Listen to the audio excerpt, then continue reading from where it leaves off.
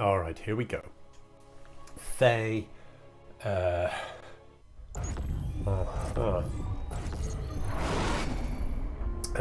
Versus Sayoria. All right.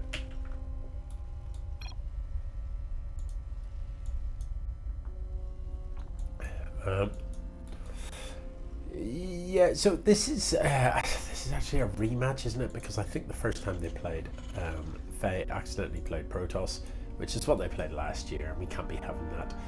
So this time, much more appropriately, playing as Terran. We're on Royal Blood, and I think we've seen enough of Royal Blood to know what's up. It's a pretty straight line across the map. You can just hood across and be at your opponent's base reasonably quickly. Now, with that said, this fairly narrow entrance to the natural is easy enough to defend two bases, and taking this one as your third, it's pretty easy to defend that as well. The fourth starts to get trickier, but putting your army in this kind of location, you can defend three bases on this map pretty straightforwardly. So let's see. Sayoria is upgrading the orbital command, which I like to see. There's no units in production, so the barracks has finished, but nothing actually building out of it at present, which is slightly weird. They have got plenty of gas, so wouldn't mind seeing a Reaper. Reapers, don't make the mistake of thinking that Reapers are a good fighting unit. They're not, but they are a fantastic scouting unit and early kind of muck about and annoy your opponent unit. So get a Reaper out, they can jump up cliffs, they can get into your opponent's base, they're very fast, they don't they don't tend to die because they can outrun just about anything. This is killing me. Oh, there's three of them. Oh my goodness, what the heck? So Fey has turned up with a Hellion, and actually, if you think about how much damage that Hellion... Oh, this is painful though. This is more damage than the Hellion did. The fact that all of these workers are still not mining. If you think of the actual damage in terms of hit points that Hellion did... right, hang on, rewind. What? Because I want to finish what I was saying about that. It's actually phenomenally high, but I don't think it got any kills. It maybe only killed one unit. However, it's damaged so many of these SCVs that the Reaper can just tack them. And this Reaper is going to be the thing that gets the kills. There's no response yet from Sayoria. Sayoria, you do need to, like, run from the thing that's killing you, or kill it. Now, as I was saying about Reapers previously, they're incredibly fast. They're quicker than everything else. So they can very much come in. Oh, I love the siege tank. If this siege is up here, if the Reaper was still alive, the Reaper could have jumped up and given it sight. Where it is at the minute, this is like silliness. This can't see up, so it's just going to die for free, and that's a terrible shame. Because had the Reaper still been there, it could have given sight.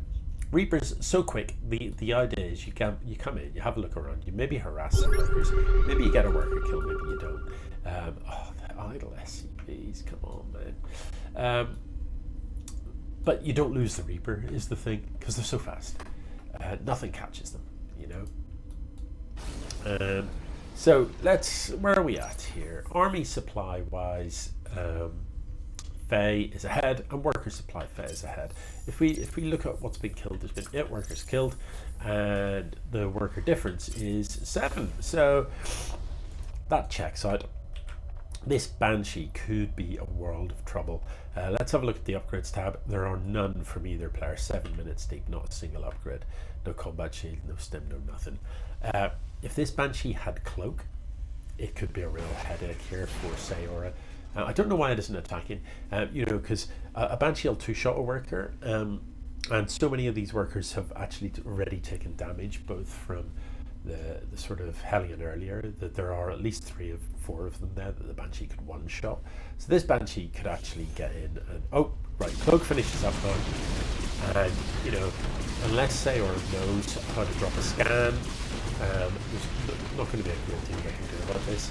So The Banshee really is just going to kill all them workers. Like, in a weird way, it kind of doesn't matter, because Sayoria has 2,500 minerals in the bank. You know, just saying. So actually not having any workers. So the scan, was that actually Sayoria that scanned? Let's find out. It was. So yeah, the thing about scanning, right? If there's a cloaked unit, and you see this a lot, if there's a cloaked unit killing your stuff, and you're going to use a scan to reveal it, don't do the scan until there's something there to kill it, because otherwise, like we just saw, the scan wears off and it's cloaked again, and you can't even see it. So you know, wait until the units are in place, then scan. Now you've lost a lot of workers. The key thing to do about that is to build them again. I hate this. Why? What's wrong with here, where you've got a hope of defending it? Like what? Just name me one single advantage to having this on the other side of the map. You can't. You know, if it's here, the 4 extra workers that you've got mining here, you could easily transfer.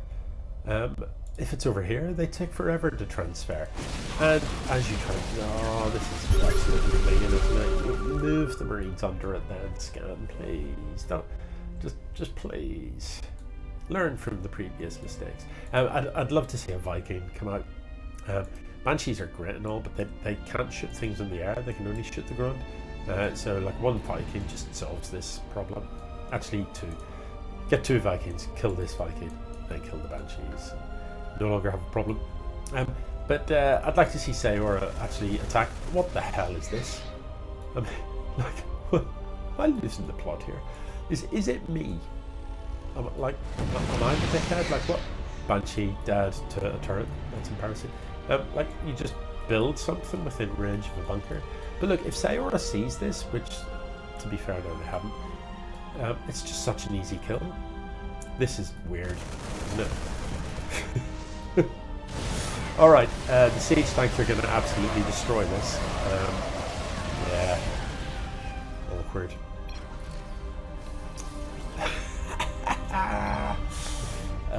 That is a battle cruiser. Yeah, the cattle bruiser is quite a mighty beast.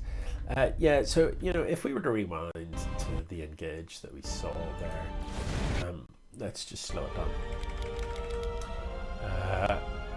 Yeah, no, it doesn't help that the armies are pretty even here, but the supply for Fey, some of it is in the form of siege tanks.